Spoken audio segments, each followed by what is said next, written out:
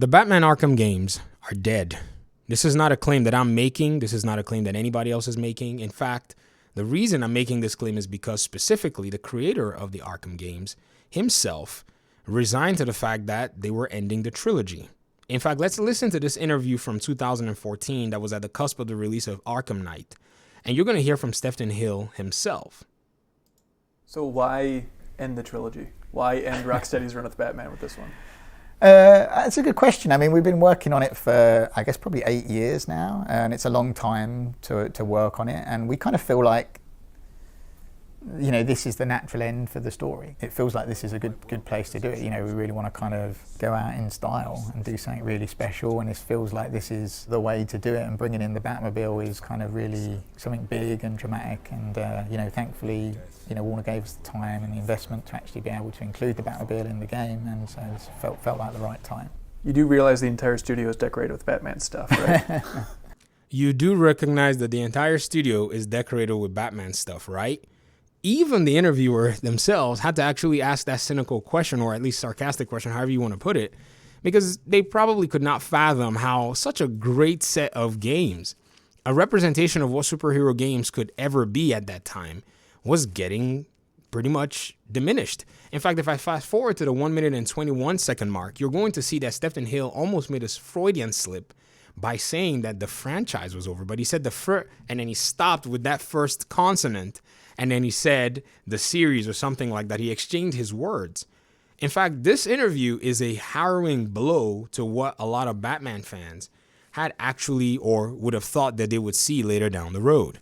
2014 April, they were still working on this game, and they were already resolved that they were not going to be making another game of that sort. Instead, they decided maybe they were actually told to move on to a video game like Suicide Squad Kill the Justice League.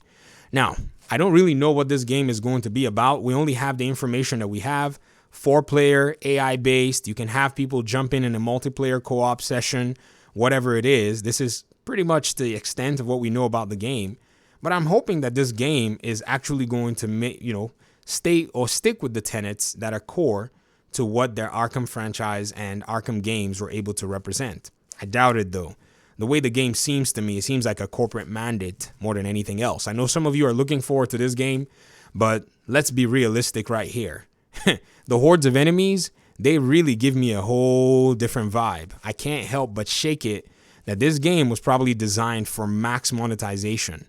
But we'll see. These are just my preliminary thoughts, so relax. Don't hound me in the comment section just yet, buddies. I'm giving you guys my instinctive thoughts so far. Now, what is this entire conversation surrounding this whole Arkham games are dead, blah, blah, blah? Why come in here and rub the salt in, or why remind everyone? Well, I'm an Arkham fan. Some days I can't even believe that there's not going to be another, Batman game being made. I'm also somebody who runs my own business personally. I do YouTube. This is my second YouTube channel. And I take care of my books. I take care of what's profitable and all of that stuff for me overall and what's worth my time. And for me to see how they're abandoning something that looks so profitable, or how they did abandon it a while ago, it even blows my mind. So to me, economically, artistic-wise, success-wise, everything, execution-wise, it's the logical game to continue to make. But here's the problem.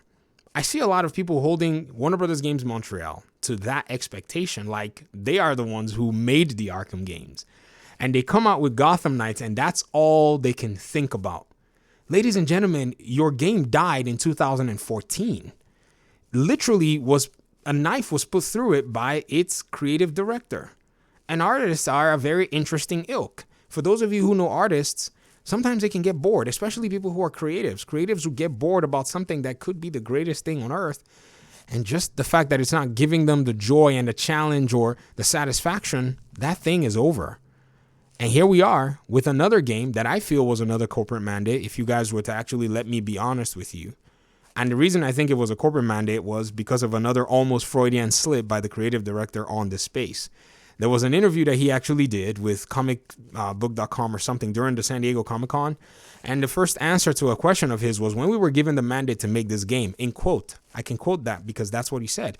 So meaning that somewhere, somehow, after maybe multiple cancellations, the rumored Damian Wayne game, maybe, the rumored Suicide Squad game at Warner Bros. Montreal, maybe, Warner Media said, hey, we are giving you this mandate to make a game of this type. And this is what they were able to come with. I think this game, and this is just a crazy theory, forgive me if I'm off, because I know some of you devs watch my videos. I think this was a Suicide Squad game. But eventually that project maybe got canceled here, and Rocksteady was given that. Because this project is way too close to the Batman family, and I'm sure you guys understood exactly what it is you were getting into when you said, we're going to make a game on the Bat family, and we're going to make it according to our own vision. Maybe it wasn't the Suicide Squad game. Maybe it was just another idea you guys came up with to be able to, do what your employers and people who run your studios were asking at that time. And I have to tell you, the former leadership had no clue on what to do with all of these IPs. I know you can hold the devs responsible, you can hold the creative directors responsible, but if you're looking at this from a business sense, you'll understand exactly what it is I mean. In fact, right now there's talk, whispers, rumors, that the new head of Warner Media is looking at the Arkham games and saying, why are we not making these games? I mean, even if Rocksteady didn't want to make the games, at that time, Warner Brothers Montreal already had the blueprints. They made the DLCs for Arkham Knight. They literally made an entire Arkham game in the same line, so they could have continued to churn out video games that follow those pattern of games. If Rocksteady said, hey, we made you money, we want to go out and do something else, there would have not been any single issue in that sense. Ubisoft does this. They'll do this with their studios. If a big studio is working on a whole different project, then they'll take maybe a continuation of the project and give it to another sister studio that's already garnered a lot of experience, and then they'll just keep making that game and that IP. Blame Ubi all you want, but they give the fans what they want. It may take 6, 7, 8 years, but they'll go ahead and do it. Look at Assassin's Creed. Everybody was saying, oh, Odyssey, Valhalla, we hated it. They said, you know what? We'll give you the classic Assassin's Creed. Warner Media, its own leadership, on the other hand, at that time, I think they were just drinking their Kool-Aid of how much they thought their ideas were great. And here are, in my opinion, what I think the reality peels are. That those ideas were hard sells. Gotham Knights has been a hard sell from day one. Even when the developers, in my opinion, were as faithful as they probably could to making sure everybody knew whatever the heck their project was, it's still been a hard sell. And so I see all of these different dynamics, and it's, in a sense, in my opinion anyways, it's going to be a bad faith type deal if I didn't point them out. You just leave all of these different nuances to just burn. So when people see my take on Gotham Knights, they say things like, you're shilling for the game, you're defending the game. I'm sorry, I'm coming from a very broad perspective. That's how I've kind of understood video games in the 6, 7 years I've been covering this industry. It's about the money. It's a business. So when you follow the way the money goes, and it also is influenced by good or bad leadership, you're going to see exactly what it is. You know what many people may not necessarily even understand is a video game like Marvel's Spider-Man, right? Its creative director was actually a journalist. Brian Intihar was a games journalist. He was not a game developer originally. He came from journalism and eventually was able to work his way into the studio and was given that project, and he successfully executed that project. Why do you think he was successful even when he didn't have all the development experience? I think he understood the industry more than anything else. And so if you do understand the industry, you can easily make success. And if you don't, you can make mistakes in the way you evaluate all of this stuff. What you're seeing right now, and for those of you, and this video is probably more directed to those who are dissatisfied with Gotham Knights and so on and so forth. What you're seeing right now did not just happen today. This is something that's probably been brewing since, say, the last Arkham game hit the market in 2015. And so in our own conversations, because this community is more of a cerebral community, you guys are willing to actually dive into the nuances in videos that no one's going to even watch, but you guys want to know anyways. We got to look at all of that from all of those particular aspects. And I wanted to go ahead and actually wind down this video by saying I hope that Gotham Knights is the only game that Warner Brothers Games Montreal makes that has anything to do with Batman. I hope they end this game and go a whole different direction with another DC hero. And the reason I say that is because I think the fans on this side of the aisle are just not flexible. Not many people are flexible enough to say, oh, I wish the game looked like the Arkham games or whatever it is. I wish I can, the flexibility is not there. In the cinematic world, there is flexibility. When Nolan said he wasn't going to do any more Batman movies, sure, the Dark Knight fans were like, whatever. But then other people came in, and are doing Batman movies, and they're going to do a good job. If they do a good job, then they get rated well. They do a poor job, then they get rated poorly, right? And so that lack of flexibility is why I think it's probably not the business model for them to go with at this time. But again, I think that this game is a game that was actually handed to this team from a corporate mandate from poor leadership. Let me give you even an evaluation of this leadership that I'm talking about. You probably, don't even know how bad it was. So think about this. CNN Plus, the service that was actually started and died basically on the same day, cost about $350 million in its investment.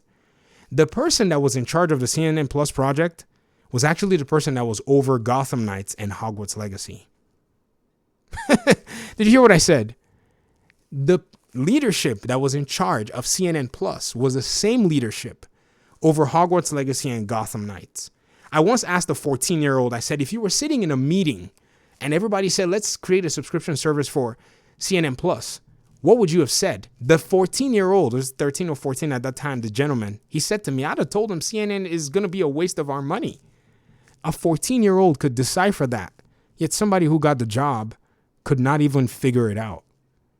Ladies and gentlemen, this is a whole big kind of different scenario where if we wanted to jump into it, we probably won't get away from here. But I thought I'd give a lot of context so that whenever it is you're looking at this game, you can see it from a whole different perspective. You may like it, you may not like it. That's besides the point. The point is that you know exactly what goes on, at least to our knowledge anyways, that could have influenced this game. And why you would actually, maybe I think, agree with me that this development team needs to take their talents, move to a whole different DC superhero. These are my thoughts. Thanks for watching. Peace out.